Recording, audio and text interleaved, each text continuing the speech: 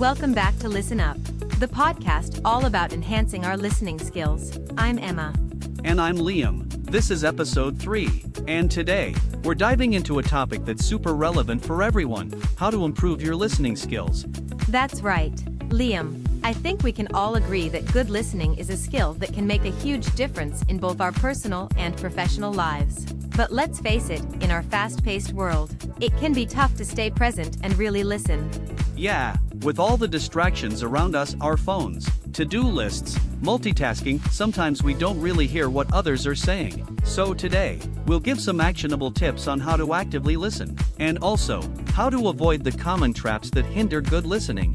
Before we get into the tips, let's talk about why listening is so important. Liam, you've got some interesting thoughts on this. Absolutely.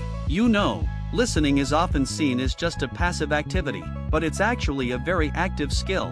When we listen effectively, we're able to understand people better, build stronger relationships, and even avoid conflicts. It's the foundation for good communication.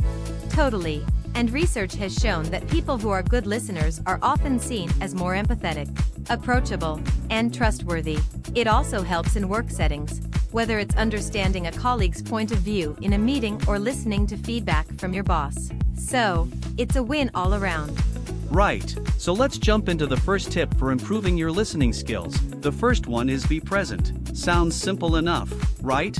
Yeah, but it's harder than it seems. It's so easy to zone out during a conversation, especially if we're thinking about our own response or distracted by something else. Being present means giving the speaker your full attention. Put your phone away, turn off any distractions, and focus on them. Exactly. And here's a little trick I use to stay present. When I catch myself drifting off, I remind myself that I'm there to learn something from the other person. It could be something new or a perspective I hadn't considered before. That shift in mindset helps me stay engaged. That's a great strategy, Liam. It's all about making that conscious effort. And when we're present, we're also better able to pick up on the emotions and body language of the person speaking. So, tip 1, be present. Let's move to tip 2, don't interrupt. The classic. We've all been there. You're in a conversation, and you're eager to jump in with your own thoughts, but it's important to let the other person finish what they're saying before you speak. Interrupting not only disrupts the flow of the conversation, but it can also make the speaker feel unheard or dismissed. And honestly, when we interrupt, we're not really listening. We're just waiting for our turn to talk. It's hard, especially when we're excited or passionate about the topic. But if you wait until the other person is finished, you give yourself the opportunity to really process what they're saying. That's right. And one way to stop yourself from interrupting is to actively listen to the entire message before formulating your response. Sometimes it's helpful to pause for a second after the other person finishes to make sure you're not just reacting quickly. Great tip, Liam. Tip 2, don't interrupt. Now, moving on to tip 3, ask open-ended questions. This is something I find really helps to keep the conversation going and deepen the level of understanding. Definitely. Instead of asking yes or no questions, try asking questions that encourage the other person to expand on their thoughts. For example, instead of saying, "Did you have a good weekend?" you could say, "What did you do over the weekend?" Or "What was the highlight of your weekend?" These types of questions invite more detailed responses. I found that asking open-ended questions also shows that you're genuinely interested in the other person's experience, and it keeps the conversation more natural and flowing. It's like giving them space to share more. Absolutely, and this can work in both personal and professional conversations. For instance, if a coworker says something about their project, instead of just saying okay, you can ask, "What's been the most challenging part of your project?" Or "How did you come up with that idea?" It deepens the conversation and shows you're truly engaged. Love it. So, tip 3, ask open-ended questions. Now, for tip 4, practice empathy. Empathy is about putting yourself in the other person's shoes and trying to understand their perspective, feelings, and experiences. Exactly. And empathy is huge for listening because it goes beyond hearing the words. You're also tuning into the feelings behind those words. Sometimes, people just need to feel understood. And when you show empathy, they're more likely to open up. Right.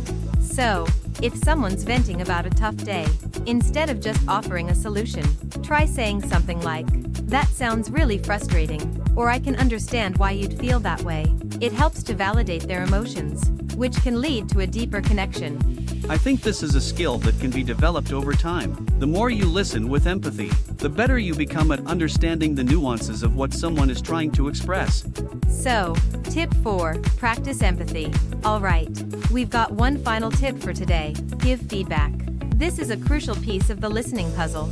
Feedback doesn't mean interrupting, but rather acknowledging what the speaker has said and giving a thoughtful response.